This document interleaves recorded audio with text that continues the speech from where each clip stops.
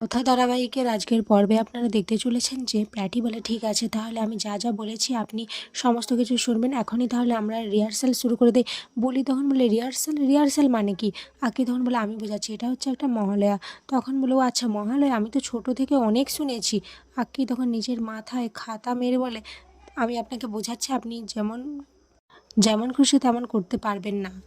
অন্যদিকে স্যান্ডি মাই মমস ক্যাফেতে রিচার সাথে লাইভ করছে, আর এটা দেখে এভি খুব রেগে যায়। রিচা বলে, আমরা মাই মমস ক্যাফেতে নতুন ডিশ অ্যারেঞ্জ করার চেষ্টা করছি, আর সাথে সেদিন এভিও থাকবে। এটা এভি শুনতে পেয়ে খুব রেগে যায়। এভি স্যান্ডিকে বলতে থাকে, তুই জানিস না আমি এখানে থাকি না, তুই কেন মিথ্যে কথা বলছিস?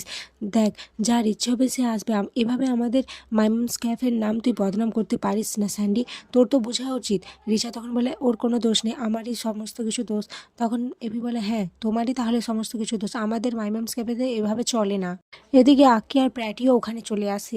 এভি ওদেরকে ওখানে দেখে ওখান থেকে চলে যায়। প্র্যাটি স্যান্ডিকে বলে, স্যান্ডি এবারে রবীন্দ্র জয়ন্তীতে আমাদের কিছু একটা করতে হবে কথার মতো। স্যান্ডি তখন বলে, কিন্তু আমরা কি কথা বৌদির মতো করতে পারবো?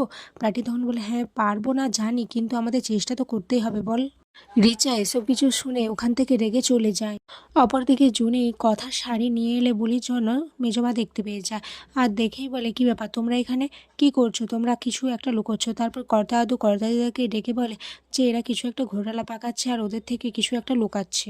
এরপর সবাই কথা শাড়িগুলো দেখতে পেয়ে খুবই ইমোশনাল হয়ে যায়। তারপর ঋতু একটা ফোন দিয়ে এটা ওখান থেকে চলে আসে, আর বলি কথা শাড়িগুলো দেখে খুব খুশি হয়ে যায়। জুনি বুলিকে বলে, আচ্ছা তুমি শাড়ি পরতে পারো তো? বুলি তখন বলে, হ্যাঁ এ আবার কি কঠিন কাজ। এরপর বুলি একসাথে সমস্ত শাড়িগুলো নিয়ে যায়, তারপরে বলে, আচ্ছা এগুলো কি একসাথে পরবো? তখন জুনি বলে, আরে না, একটা একটা করে পরবে। এরপর বুলি আর ঋতুর মধ্যে কথা কাটাকাটি শুরু হয়েছে, তর্ক বিতর্ক শুরু হয়েছে। ওদের তো কেউই থামাতে পারে না, বুলি তো এক নিঃশ্বাসে বলে যাচ্ছে কথাগুলো। এরপর জুনি বুলিকে নিজের হাতে কথার মতো শাড়ি পরিয়ে সাজিয়ে গুছিয়ে সবার সামনে নিয়ে আসে। সবাই তো বুলিকে দেখে অবাক হয়ে যায়, হুবহু কথা লাগছে তাকে। এরপর ওখানে প্র্যাটি চলে আসে আর এসে বলে, সত্যি আমি নিজের চোখে বিশ্বাস করতে পারছি না, আচ্ছা তুমি এবার হেঁটে দেখাও তো। বুলি তখন বলে, কেন আমার কি সম্বন্ধ দেখতে এসেছে? প্রত্যেক তখন বলে, আরে বেশি কথা বলছো তুমি, আমি যেটা বলছি সেটা করো, হেঁটে দেখাও। এরপর বুলি হাঁটতে গেলে পড়ে যায় আর খুব জোরে চিৎকার করে কাঁদতে থাকে। জুনি এসব দেখে বলে, আর যাই হোক আমার বিশ্বাস হয়ে গেছে যে এ আমাদের কথা নয়। বুলি তখন বলে, আচ্ছা অনেক তো হলো, এবার আমাকে খেতে দাও তো, আমার খুব খিদে পেয়ে গেছে।